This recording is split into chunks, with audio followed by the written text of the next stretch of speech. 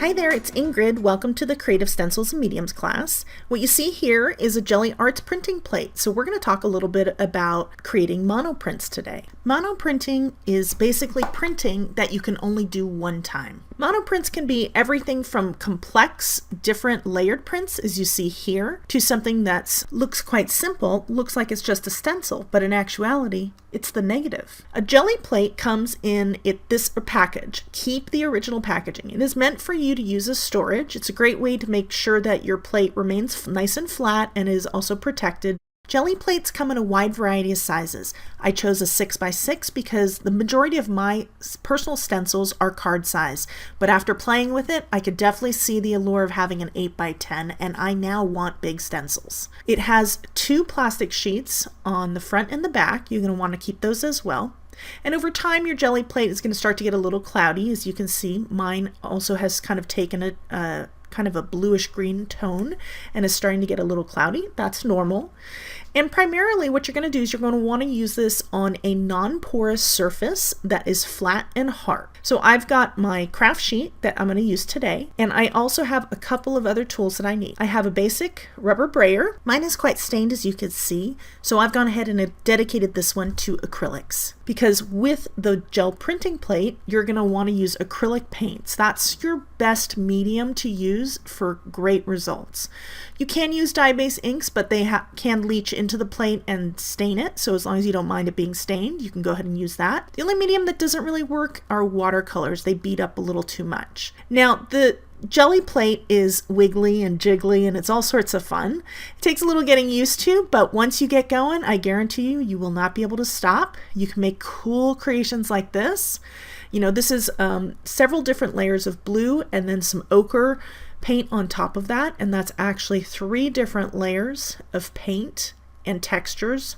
You can use regular things. It doesn't always have to be stencils. Think outside the box too. Here are some herbs from my garden, some chicken coop. We have some Christmas greenery, twine, bubble wrap, you name it. If it has texture, it works. To get started is quite simple. Just squeeze out a little bit of acrylic paint onto your Gelli plate, and you're going to use your brayer to move it around. You want to thoroughly coat your plate. I have some cadmium yellow that I've placed down, and we're going to get our plate really evenly coated, and we're going to try to limit the amount of marks that we make with our brayer. And you can see there we have a nice, great coating. I'm going to take the Patina stencil by Penny Black, and we're just going to place this down onto our Gelli plate. Now, you can use different types of paper. For these purposes, I have mixed media paper, which is 138 pound paper. I have watercolor paper, and I also have just regular cardstock. This right here is a sheet of mixed media paper, and I'm patting my paper over the stencil, and the goal here is just to lift up the positive image of the stencil. There are lots of different ways of creating monoprints, but for these art purposes today, I'm going to work with the positive and the negative images. So we're going to lift up our stencil here, and what's left there on the plate are actually the negative space images. You do want to work quickly because acrylic paint does dry quickly, and you don't want your paint to dry when you're working in this manner. So we're going to also get all the paint where the stencil was protecting the plate. So we're going to pull this up, and you're going to see a lot of color, and then where the image is, it's going to be completely white. So this is just the first layer. Now I could use this as is if I wanted to. You just want to make sure that it dries, and it dries relatively quick, or we're going to keep going. So we're going to keep going for this one. We're going to go ahead and clean our plate, get rid of all the yellow, just some regular water, and I'm just going to rub off the paint onto a piece of copy paper, and that's going to be clean enough for me to move on. So I'm going to take a paper towel. Once I went ahead and spritzed the water, I don't know if you can tell that it's on the plate, and I'm just going to rub off that paint. If you need to, you can walk it over to the sink and use the water there, but you're going to want a paper towel at the same time. If you need to, you can use a baby wipe or sanitizing gel, hand sanitizer, to really thoroughly clean it. Now you can see I had a little bit of green on my plate, and that's what I was pointing to, and that's kind of in the undertone there, which is fine because the layers that you create on this, don't ever think that something is not going to work. Keep going with it, and eventually it'll turn into something. Not everything works, but that's okay too. Generally, you'll kind of find where your sweet spot is. This is some burnt umber, and burnt umber is a really nice dark shade of brown. It's probably one of my favorite ones, closer to more of like an espresso color. And I just want to get this again thoroughly coated here. You can see that the paint is still kind of shiny. And this is the Diamonds and Circles stencils by Simon Says Stamp. I love the stencil. It's great for all kinds of projects. And I'm taking that first print that we made, and you can see I, of course, used the second side of a piece of paper from a project that didn't quite work.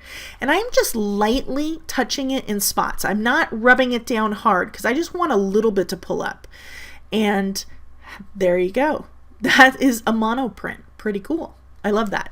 Now we'll pick up the stencil because our paint is still wet. We're going to go back to our other sheet that has really, really bright yellow. And we're going to rub this part really, really good because we want to pull up as much of that paint as possible. And here we go. We've got one right on top of the other. Now you can keep going with this and doing layer after layer. You can also create layers on your print, on the plate itself, and pull them all up at once. Now I love it how you have kind of those missing spots. That's what I was pointing to.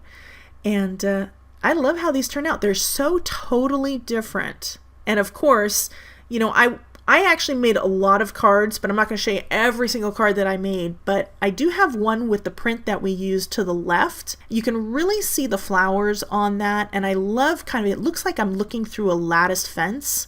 So here are the two prints that we created, and then here's the card I created. Nice, cool, simple background. I wanted the background to shine, so I kept the card very, very simple. Okay, we're going to speed things up now. This is cobalt blue, and I have a nice even layer. I'm going to now add something I found in my dad's garage, and he does a lot of painting, you know, different rooms and things. And this is one of those tools where you roll your roller across it and the paint drips off. And it has a little bit of height to it, so it was tough for me to get an imprint, but I got these really cool ovals. I love these, but it left those great marks, and it's just a unique way of stenciling your jelly plate. And then we added some bubble wrap on top, and we're just gonna pull up just some random bits and pieces of it. And as you go, you may not like what you create. For me, this right here was just a little too much. I was trying to lessen it, and I didn't quite get the result I was looking for, even though we have some amazing texture right here by those dots and the diamonds. I love that, but it was a little too much. So now we're going to take a Hero Art stencil and some ultramarine paint, so a little bit more of a brighter color, and we'll pull the positive print, lifting the pattern out.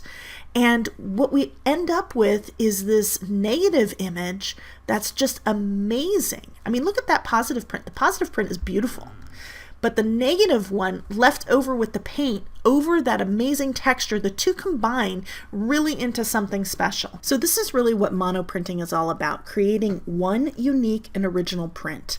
And here you have it. You have all that wonderful texture. Look at those little tiny dots in the background. They were so kind of in your face before, but now with that stencil laid over it, you've got those multiple layers, and you have that bright paint over the other paint, and it just really works.